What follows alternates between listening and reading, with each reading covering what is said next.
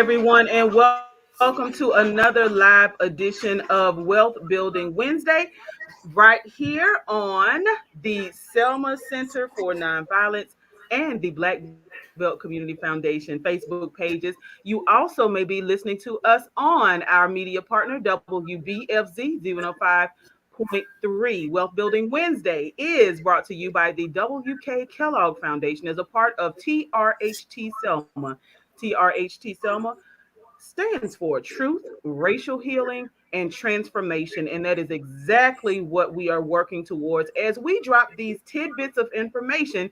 For about 30 minutes, we talk about some facts related to how we can level the playing field and build wealth across our communities. And today we welcome back one of our experts. She is a part of the Wealth Building Wednesday family. And she and her colleagues, right? Lifelines is an important asset to our community. And Miss Sandy Hesley, welcome this morning. Good morning. Thanks for having me again. Absolutely. When we last left off, we were talking about debt, and we had a really good conversation about debt. And we also stepped into the realm of credit. I know here on Wealth Building Wednesday, we have talked extensively about credit, but we haven't really dug into like the nuts and bolts of how we can actually repair credit. So we're going to revisit some things that we've talked about just to catch people up. And if you are listening or watching and you have not watched Wealth Building Wednesday before, want to encourage you to do that. Also, like, comment, and share. This is a live broadcast. So if you have a question, you can drop that in the comment box. But we do have some questions already for Miss Hesley. So let's dive right in. This morning, again, we're talking about credit and debt management, and we want to follow up on some of the things that we left off during our last conversation. So the very first question I have for you is, what is a credit score and what does it mean? And is it just like one score, or are there multiple scores that we have to consider? Well, basically, a credit score is a number based on information collected in a credit report. And what it does is it predicts the likelihood of payments of bills and debts. It predicts the likelihood that you will pay your debt as agreed. And yes, you do have more than one score. It's three scores from each credit bureau. So you get three different scores. Okay. And so now when you say three scores and you mentioned something called a credit bureau, so what are those credit bureaus, just for folks who may be unfamiliar? You have three credit reporting agencies. Okay. We say bureaus, but they're really credit reporting agencies. You got Experian, you got TransUnion, and you got Equifax. Okay. So now, what kind of things can impact our credit score? Several things can impact them. The biggest of them and the main things that can impact your credit score, like your payment history. How do you pay your bills? The credit usage, or you might hear credit utilization. The amount of the balance on the card versus the limit on the card. That's the credit utilization. The age of accounts can also affect your credit score. New credit inquiries, and even the types of credits that you're using, like credit cards, installment loans. You want to have a mix. They call it credit mix. So the types of credit you're using, that impacts your credit score too. So it's just, different things. Does anything matter more than the other? Okay. Yeah, it is broken down, and there are some things, that weigh more heavily than others. And of course, like your payment history, that weighs heavily. And if I remember correctly, that weighs like 35% of your credit score. Okay. So, they're looking at how do you pay, your payment history, how do you pay your debt? That weighs heavily on your score. So that's why, a lot of times we enforce paying pay as agreed, pay on time. Okay. So now, when we talk about our credit scores, for some of us, these may be numbers that we have no idea how to access them, what they are, what they should be. So where can we get our credit scores from? I know that I've heard of annual credit Mhm. report.com, but like where can we get our accurate credit scores from? You can get it, and I was looking to see if I could find like a grid for the scores, but annualcreditreport.com is the the biggest thing that we try to push, because that's one way that you can get your credit. You can, let me say, you can get your credit report, Okay. which will give you activity on your credit. Now, usually you have to pay in order to get the actual score. Now, the annual credit report, that's Mm. free. You get it once a year from each bureau, and that's free. But if you want the actual score, then you would, have to pay, and that will give you the score. Um, they push that, and it's really important that you get a report at least once a year. That helps to cut down on identity theft. If something's going on with your credit, you can catch it. And then also, if there are any discrepancies, you can catch it and address it right then. So that's one way. And then a lot of, even the banks have come to where they're offering your score with your I know, like, if you do online banking, and I know, one particular bank in particular, it shows up on your online banking. You get your Mm-hmm. score. Credit card companies now are giving you access to your credit score. And a lot of people are huge on Credit Karma. Yes. And I'm not knocking Credit Karma. It's just ironic because we had a home buyer seminar this past weekend, and that came up. And in our experience, there's always a huge discrepancy between the score that you get from Credit Karma and when we actually pull your credit report. Oh And wow. and we talk to lenders, and nobody can really pinpoint why there's such a huge discrepancy. And I'm talking about one lady, oh, my score is like 720. No, it's more like 660. You see what I'm saying? So that's a Wow. big discrepancy. But what I will say is the activity on the credit reports, they line up. So you Okay. can go off of the activity, but when it comes to the score, it's best to either come to an agency such as ourselves, and we can pull your credit report. You can even go online to the actual bureau itself, and you can pull your credit report, which is going to be really accurate. Again, you can get your score online from your credit card company, from your bank, but those are different ways. But I probably gave too much information, but those are the best ways to get your credit score. Okay. I don't think we could ever have too much information when it comes to making sure that we're on the right page with Mm-hmm. knowing what our credit scores are, how we can get to them. And I'm so glad that you brought up Credit Karma, and there are actually quite a few of them. I Yep. didn't know there were so many credit monitoring apps now. And you're absolutely right about the banks that have the credit score that's featured. So, but now, is there a have you all noticed a significant difference though between what the bank made, or like an app like Experian has its own app, versus because it's the credit bureau versus something like a Credit Karma?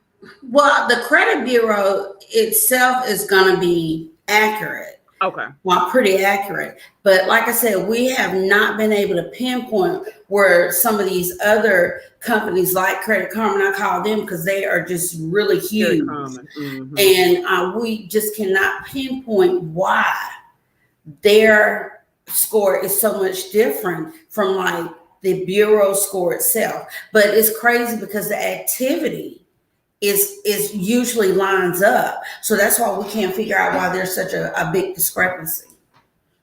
Hmm. So now we have a question from the audience about what happens or why credit scores may seem to drop when people pay off debt. Why may our scores drop if we pay off a debt? And see, I would that would have to be something because that came up Saturday as well. Well, we would really need to review the credit bureau to see if by chance something else happened at the same time, and it's kind Mhm. of coincidental because usually when you pay it off, it should go up. Now, we'll say this: a lot of times when you pay it off, don't always close it. You see what I'm saying? Okay. Because sometimes they'll pay it off and close it at the same time. Don't do that. Wait, a month or two before you close it out, because then that falls back to that credit utilization. Sometimes, like if you go, and I'm gonna talk mainly mortgages because that's what we deal with. When we send people to a mortgage lender, a lot of times they'll tell you if you have debt, they're wanting you to pay it down. But the first thing they'll tell you, don't close it. Okay. Because if you show a zero balance, that helps that debt income, that helps that credit utilization.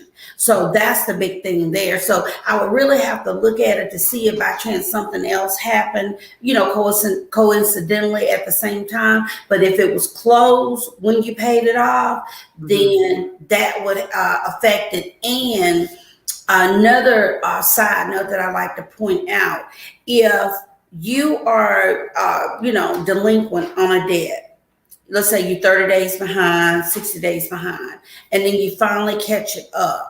Hmm.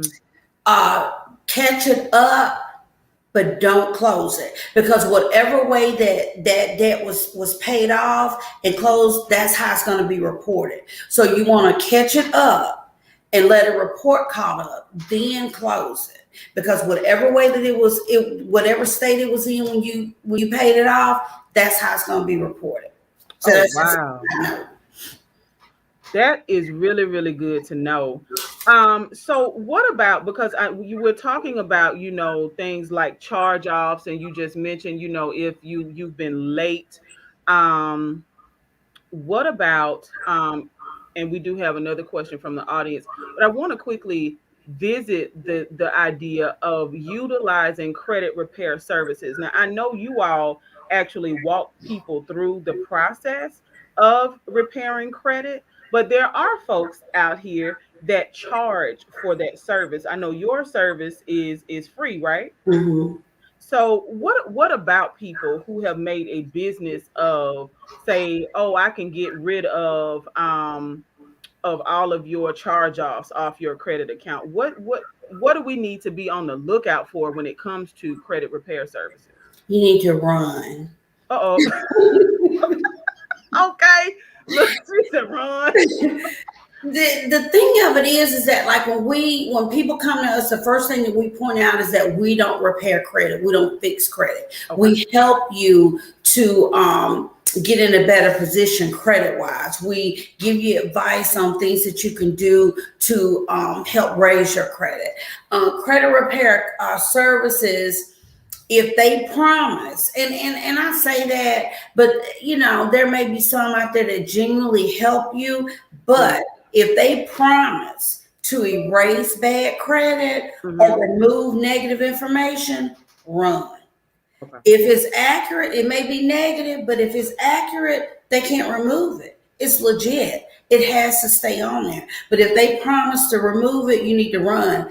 And the thing of it is that the credit bureaus have caught on to that, because that's what they'll do. The credit repair companies say, "Hey, we can remove this negativity off of your credit report. We can clean your credit report up, and you'll be good to go." And credit bureau agencies have caught up to that, because in the past, what they'll do is, and this is how they would operate: they get your credit, Mm-hmm. they will submit disputes on practically everything on your credit report. Mm-hmm. And then during the process of the investigation, the credit bureau has to remove it while they're investigating. So then the credit bureau company would order another copy of your credit report and they'll show you, hey, we didn't clean all this stuff up. See, it's not on there anymore, which is not because it's being investigated. So you'll think, Wow. okay, I'm good to go. You paid them all this ridiculous money. You got this clean credit report. So you think, and then they gone on about their business. Well, after the investigation, they found out that it's legit. They put it back on there. So you'll go around thinking, oh, my credit's clean until you go apply for something. And then you get a copy of your report and you show that stuff is back on there. And so what the credit bureau has done, they no longer remove it during the investigation.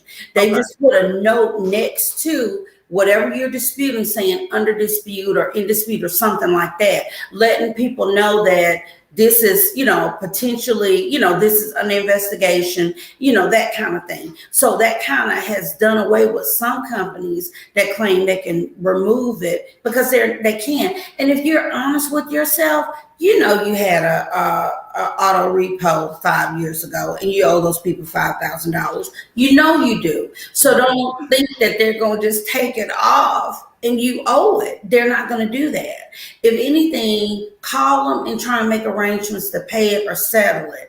But that's what they do. And so it's really, it's of course totally misleading and it's frustrating for the person that paid them because now you got my money Hmm. and I'm still where I was before.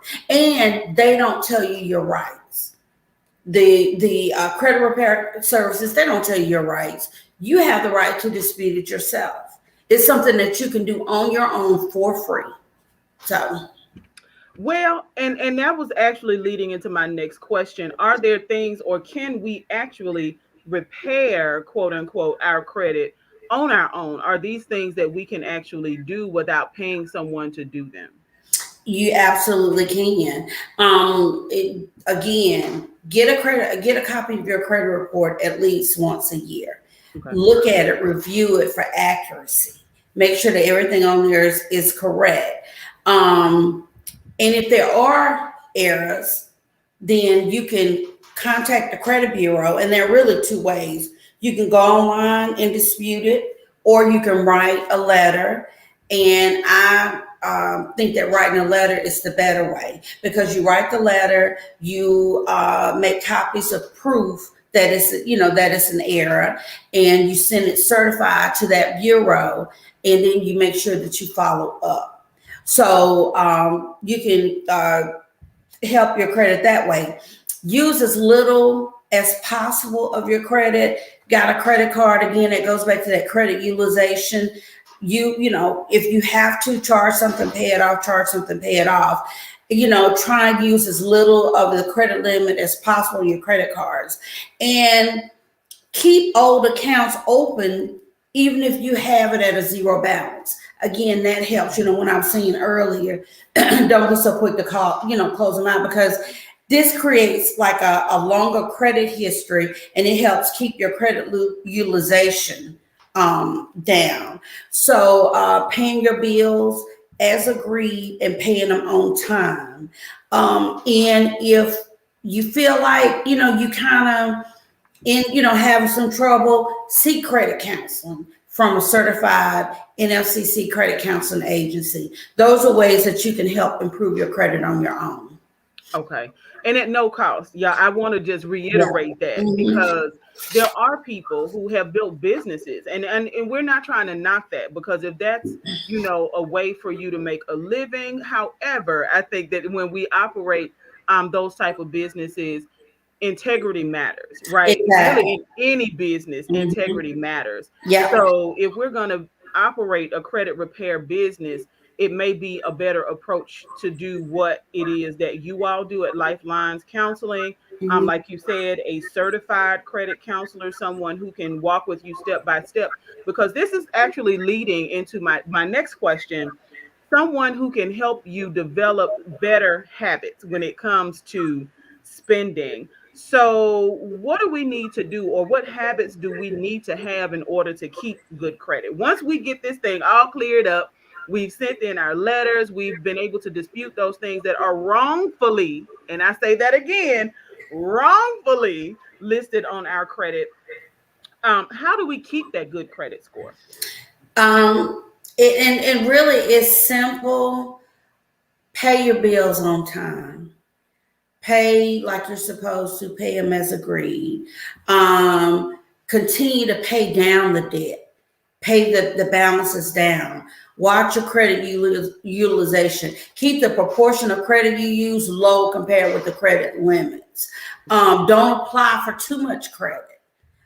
That's key. Applying for too much credit, that can hit your score. It lowers your score when you have a lot of credit inquiries. So don't apply for too much credit. Again, check your credit score annually, and don't just pull your report. Actually, go through it and check it for accuracy. Okay, awesome. So, what type of things, because I know you've been in the banking industry for years, what have you seen as far as people who may have gone through multiple episodes of low credit scores or bad credit? What are some of the challenges that you've seen people go through that may cause this type of incident in someone's life? Life, Okay. just life. Some people are doing the right things, and life hits. They could have a job loss, an illness, a divorce, a death, a number of things. And sometimes it just creates a domino effect. Some things you call yourself prepared for, but then things start hitting back to back and it just goes haywire. So a lot of it is just life, you just going through life. Um, and then you find yourself robbing Peter to pay Paul, so you're in a rut. But there are some that are, I'm just gonna say it, hard headed.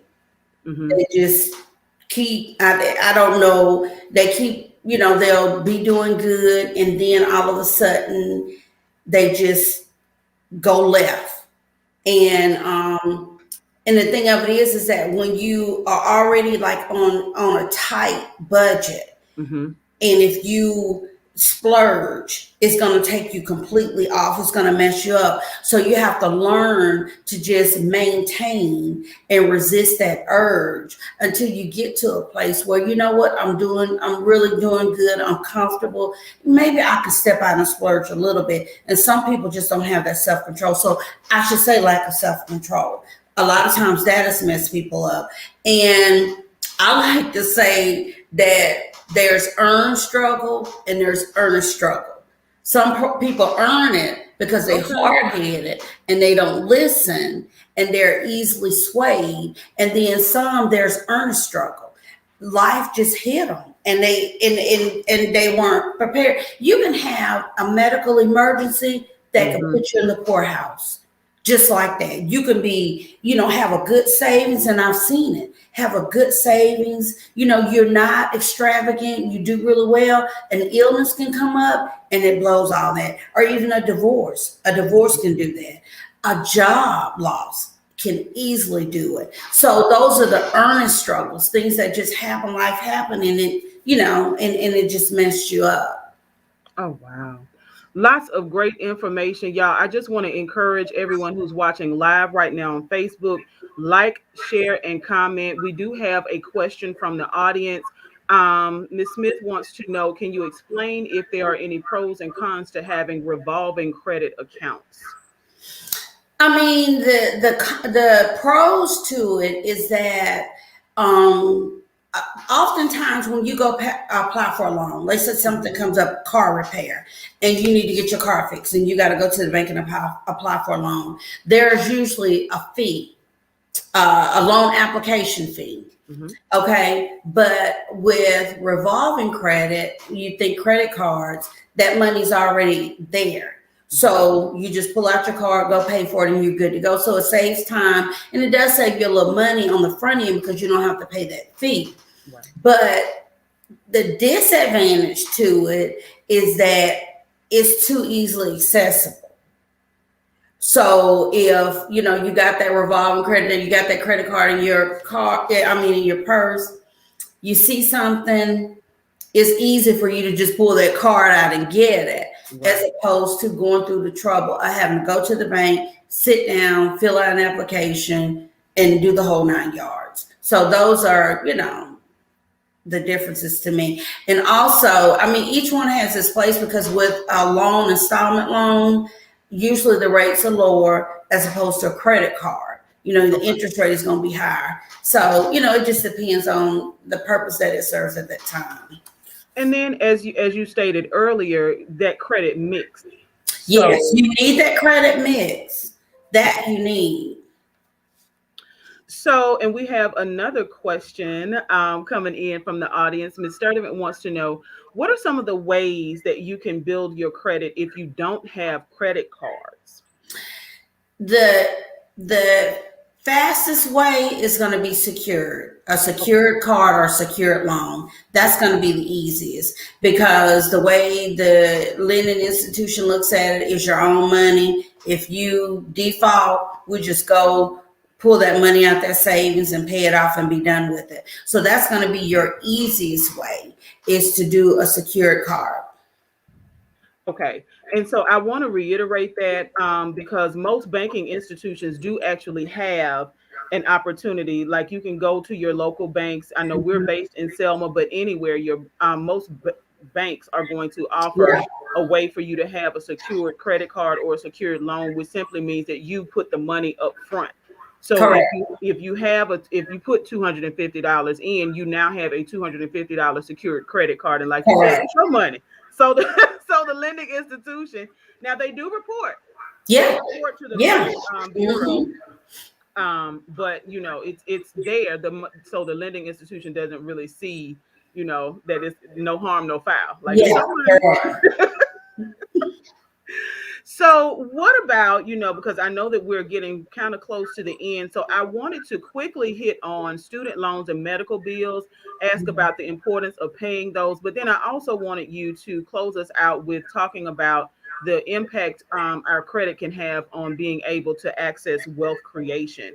So, now student loans, we are praying that the Biden administration will do something about them. Lord have Yeah. mercy. Come on. We touch and agree right now. Yeah. But if they're like, what can do we need to pay our student loans? Do we need to pay medical bills? Do those impact our credit? They do.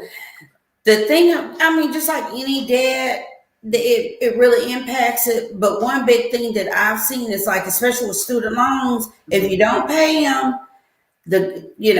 tax time, you're in jeopardy of losing your tax return. That's the biggest thing with the student loans. And then with the medical bills, that is a big thing. But the credit bureaus have gone to helping us out with that. So timing for reporting medical bills has recently changed. Before you didn't pay it, it immediately showed up on your credit report. They're doing it different now. Now nationwide credit reporting agencies will not report medical debt till the debt has been unpaid for at least 180 days. That's Oh, six wow. months. So Okay. that gives you time to pay it, make arrangements. If there's a discrepancy, it gives you time to get with the insurance company and the medical, department to see, okay, what do I really have to pay? What do you guys have to pay? That kind of thing. So they're giving you time. 6 months is a long time. So they're giving you time to get that fixed and get that taken care of. And if you do in fact owe it, you got 6 months to pay it. So that helps. And the thing with creating wealth, how the credit impacts your access to wealth. Good credit can help build wealth because you'll have access to lower interest rates when you need to borrow money.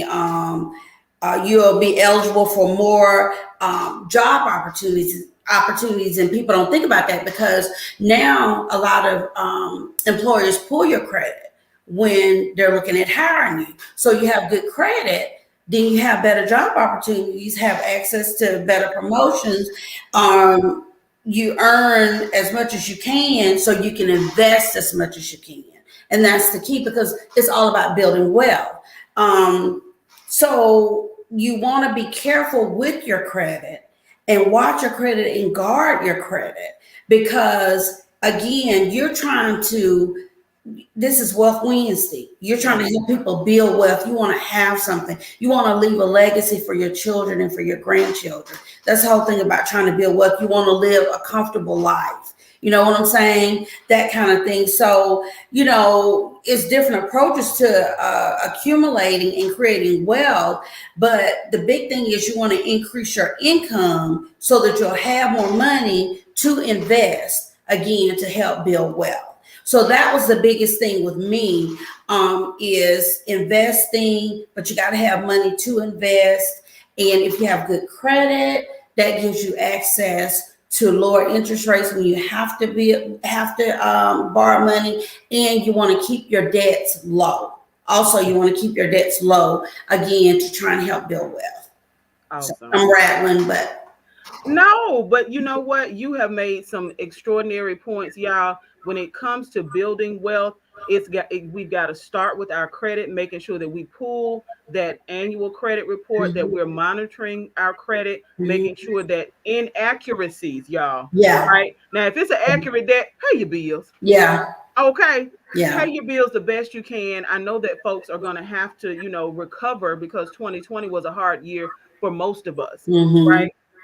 So people are going to have to recover, but we definitely want to make sure that we're equipping you every 30 minutes at a time, right? And I know the Hmm. radio station is about to get at me because it's more than 30 minutes this time again, but it's okay because this is an opportunity for us to share the information that people need to know. Wealth Building Wednesday is not about talking above people's heads. We want to put the information where the goats can get it, Yeah, right? Like how our elders used to say, you got yeah. to put stuff where the goats can get it. We want it so that everybody will have access to it. So you don't have to pay somebody $100 a month to repair your credit. Hmm. You can pull your credit report for free. You can get templates for the letters online for free. Yes. Google them, right? Yeah. Reach out to Sandy and the team at Lifelines Counseling for free. You can Yeah. repair your own credit. And once you get that score up, we're going to make sure that what we're going to do is create a spending plan so that we don't let debt get out of hand.